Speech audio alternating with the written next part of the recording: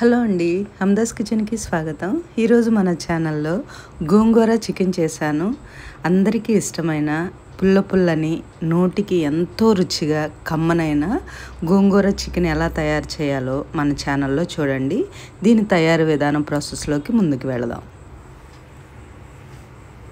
ముందుగా నేను ఒక 3/4 కేజీ చికెన్ తీసుకుని నీట్గా 1కి 4 సార్లు కడిగి శుభ్రం చేశాను. అలానే దానిలోనికి ఒక పెద్ద కట్ట పుల్లని గోంగూర తీసుకున్నాను. కొలతల్లో ఒక 1/4 కేజీకి ఉంటుంది. 1/4 కేజీలో ఒక గుప్పుడు గోంగూర తీసాను నేను పక్కకి.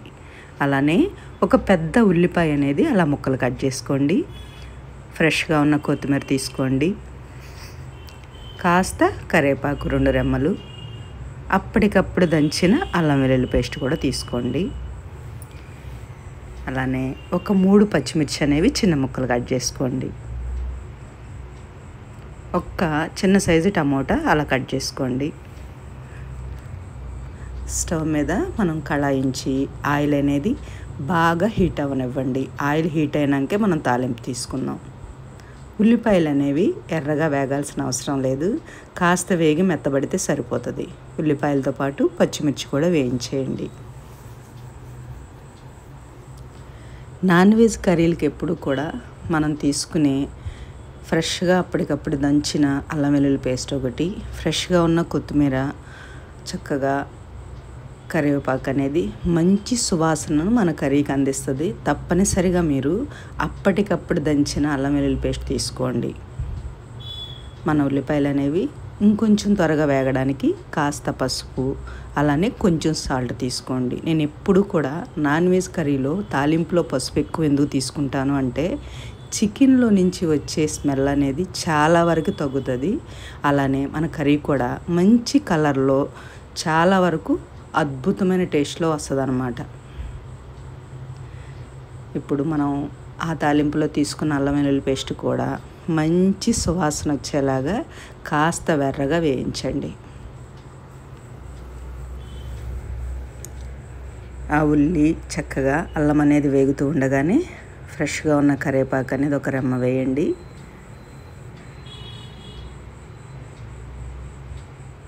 తాలింపు అంతా కూడా చక్కగా ఫ్లేమ్ని మీడియంలో ఉంచి నిదానంగా వేయించి ఆయిల్ అలా పైకి వస్తుంది కదా, ఇప్పుడు మనం కడిగి పక్క నుంచి చికెన్ కూడా వేసేద్దాం. గోంగూర చికెన్ అనేది చాలా ఈజీగా చేయొచ్చు, కానీ మంచి టేస్ట్గా రావాలి అంటే ఇప్పుడు నేను చేసిన విధానంగా మీరు కూడా చేయండి.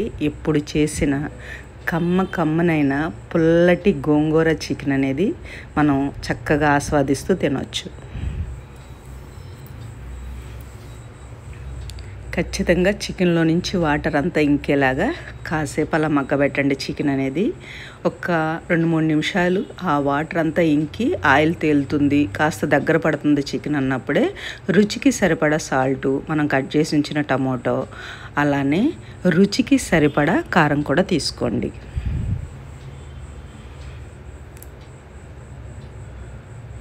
చికెన్లో నుంచి వాటర్ అంతా ఇంకి ఆయిల్ అనేది అలా వదులుతున్నప్పుడే ఇలా తీసుకోండి. కాస్త గరం మసాలా కూడా తీసుకోండి. ఇప్పుడు ఈ ఉప్పు కారాలు అనేవి చక్కగా ముక్కలకు పట్టుకుంటాయి అన్నమాట. ఇప్పుడు వరకు మీరు గమనించాల్సింది ఏంటంటే మనం ఎక్కడా కూడా చికెన్లోనికి వాటర్ అనేది వాడలేదు. ఆ చికెన్లో నుంచి వచ్చే వాటర్తోనే మనం ఒక 70% కర్రీ అనేది పూర్తయిపోయింది.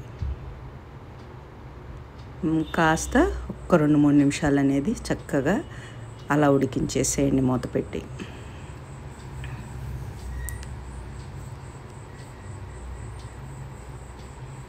చూసారా, ఆయిల్ అనేది పైకి వచ్చేసింది కదా, అడుగంటింది. మన చికెన్లో నుంచి వాటర్ అంతా ఇంకిపోయి ఇప్పుడు మనం దీనిలోనికి కడిగి పక్కనుంచిన గోంగూర తీసుకుందాం. గోంగూరని నీట్గా శుభ్రం చేయండి, లేదంటే దానిలో నుంచి ఇసుక, చిన్న పురుగులు లాంటివి మనకి కనబడతాయి కదా, నీట్గా శుభ్రం చేసుకోండి.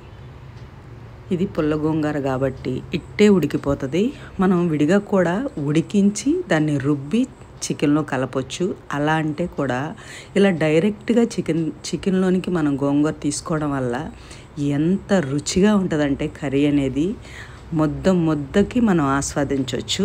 అంత రుచికరమైన పుల్లని గోంగూర చికెన్ ఇది. గోంగూర ప్రియులకు అర్థమవుతుంది దీని టేస్ట్ ఎలా ఉంటుందో. తప్పనిసరిగా ఇలానే చేయండి. డైరెక్ట్గా గోంగూర తీసుకోవడం వల్ల ఆ పులుపంతా కూడా చికెన్కి పట్టుకుని చాలా వరకు మనకి ఈ కర్రీ అనేది 2-3 రోజులైనా సరే ఆ పులుపు ఊరే కొద్దీ రుచి అనేది ఇంకా పెరుగుతుంది. 2 రోజులు 3 రోజులైనా మనం చక్కగా దీన్ని అలా నిలవ పెట్టైనా తినవచ్చు. అంత రుచిగా ఉంటుంది. ఇప్పుడు మనం ఈ గోంగూర కూడా కాస్త వేగి దగ్గర పడింది కదా. ఇప్పుడు ఒక టీ గ్లాస్ వాటర్ తీసుకోండి. ఇప్పటి వరకు వేగి చక్కగా గోంగూరలో ఉడికింది కాబట్టి చికెన్ అనేది ఒక చిన్న టీ గ్లాస్ వాటర్ పోసి మూత పెట్టి ఒక్క 2-3 నిమిషాలు చక్కగా మగ్గనివ్వండి. ఇవన్నీ కూడా చక్కగా మీడియం ఫ్లేమ్లో నిదానంగా చేయండి. ఆయిల్ వదిలేసింది కర్రీ. మన కర్రీ అనేది పూర్తయిపోయింది.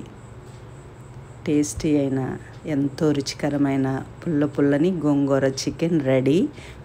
వేడి అన్నంలో గోంగూర చికెన్ తింటూ ఉంటే స్వర్గం అంతే. అంత రుచికరమైన గోంగూర చికెన్ ఈ ప్రాసెస్లో చేయండి. మీకు ఎప్పుడు చేసినా సరే ఎంతో రుచిగా వస్తుంది. ఎంత తిన్నా బోరు కొట్టదన్నమాట. చాలా సింపుల్గా తక్కువ టైంలో ఎక్కువ టేస్ట్గా చేయాలంటే నేను చేసిన ప్రాసెస్లో వెళ్ళండి. ఖచ్చితమైన టేస్ట్లో వస్తుంది మీకు. చాలా బాగుంటుంది. మనం చికెన్ 1/2 కేజీ తీసుకుని ఎక్కువ గోంగూర వేసుకున్నా సరే అంత రుచి అనిపించదు.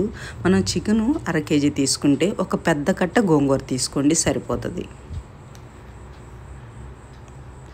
ఎంతో రుచికరమైన గోంగూర చికెన్ రెడీ అయిపోయింది. చక్కగా అస్సలు వాటర్ అనేది లేకుండా కర్రీని అలా ఎగరబెట్టి చక్కగా ఇలా మనం ఆస్వాదిస్తూ తినవచ్చు.